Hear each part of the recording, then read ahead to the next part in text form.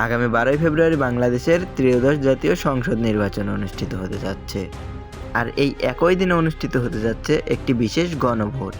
এই গণভোটে বাংলাদেশের নাগরিকরা হ্যাঁ অথবা না ভোটের মাধ্যমে জুলাই সনদ বাস্তবায়নের পক্ষে অথবা বিপক্ষে ভোট প্রদান করতে পারবে। গণভোটে মূল 4টা প্রশ্ন থাকবে। এই প্রশ্নের মাধ্যমে আপনার কাছে জানতে চাওয়া হবে আপনি এগুলার পক্ষে নাকি বিপক্ষে। আপনি যদি হ্যাঁ ভোট দেন এবং হ্যাঁ ভোট যদি জয়যুক্ত হয় তাহলে এই সকল সংস্কার বাস্তবায়িত হবে। আর যদি আপনি না ভোট দেন এবং না ভোট জয়যুক্ত হয় তাহলে এই সংস্কারগুলো কার্যকর হবে না, বরং বর্তমানে যেরকম অবস্থা আছে সেরকমই থাকবে। জুলাই সনদ বাস্তবায়ন হবে কি হবে না সেটা তো আমার আপনার হাতেই, কিন্তু জুলাই সনদের পক্ষে বা বিপক্ষে গণভোটে হ্যাঁ অথবা না ভোট দেওয়ার আগে আমাদের জানতে হবে জুলাই সনদটা আসলে কি এবং এখানে কি কি বিষয় রয়েছে যে বিষয়গুলোতে বাংলাদেশ সরকার সংস্কার করতে চাচ্ছে। তো আজকের এই ভিডিওর মাধ্যমে আমরা জানবো জুলাই সনদে আসলে কি কি বিষয় রয়েছে এবং সেগুলোতে হ্যাঁ অথবা না ভোট দিলে কি কি হবে। প্রথমেই আমরা জেনে নেব জুলাই সনদে আসলে কি কি বিষয় রয়েছে। জুলাই সনদের মূল ধারা রয়েছে মোট 7টি, তবে তার মধ্যে 4টি ধারা রয়েছে দেশের জন্য খুবই গুরুত্বপূর্ণ। তো চলুন সেই ধারাগুলো আমরা আগে জেনে নেই। সংবিধান ও শাসন ব্যবস্থা সংস্কার।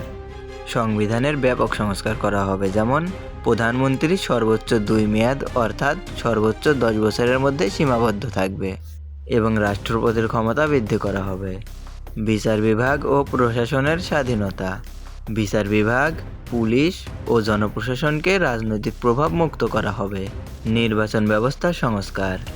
বাংলাদেশের বিগত বিতর্কিত নির্বাচনগুলো যেমন 2014, 2018 এবং 2024 সালের নির্বাচনগুলোকে পর্যালোচনা করে একটি অবাধ ও নিরপেক্ষ নির্বাচন ব্যবস্থা নিশ্চিত করার অঙ্গীকারনামা। এই অঙ্গীকারের মাধ্যমে নিশ্চিত করা হবে বিগত নির্বাচনগুলোর মতো আর কোনো ভোট কারচুপি যেন আর কখনোই না হয়।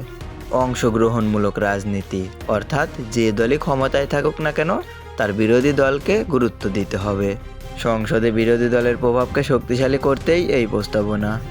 গণভোটের জন্য আপনাকে যে ব্যালট পেপারটা দেওয়া হবে সেই ব্যালট পেপারে এই সবগুলো বিষয় উল্লেখ থাকবে এবং সেখানে একটি মাত্র প্রশ্ন থাকবে, আপনি সরকারের এই সংস্কার প্রস্তাবনার পক্ষে নাকি বিপক্ষে। সেখানে 2টা মাত্র অপশন থাকবে, হ্যাঁ এবং না। আপনাকে যে কোনো একটিতে ভোট দিতে হবে, হ্যাঁতে অথবা নাতে। কেউ যদি ভুলবশত হ্যাঁ এবং না 2টাতেই ভোট দিয়ে দেয় তাহলে তার ভোটটি বাতিল হয়ে যাবে। গণভোটে যদি হ্যাঁ ভোট জয়যুক্ত হয় তাহলে এই সব কিছুই বাস্তবায়িত হবে, আর যদি না ভোট জয়যুক্ত হয় তাহলে কোনো কিছুই বাস্তবায়িত হবে না, বরং বর্তমানে যেরকম সরকার ব্যবস্থা আছে এইরকমই থাকবে। তো দর্শক, আপনার নিজের কি মতামত? গণভোটে কি হ্যাঁ ভোট দেওয়া উচিত নাকি না ভোট দেওয়া উচিত? কমেন্টে জানাতে ভুলবেন না। আর ভিডিওটা ভালো লাগলে লাইক, কমেন্ট এবং শেয়ার করে দেবেন।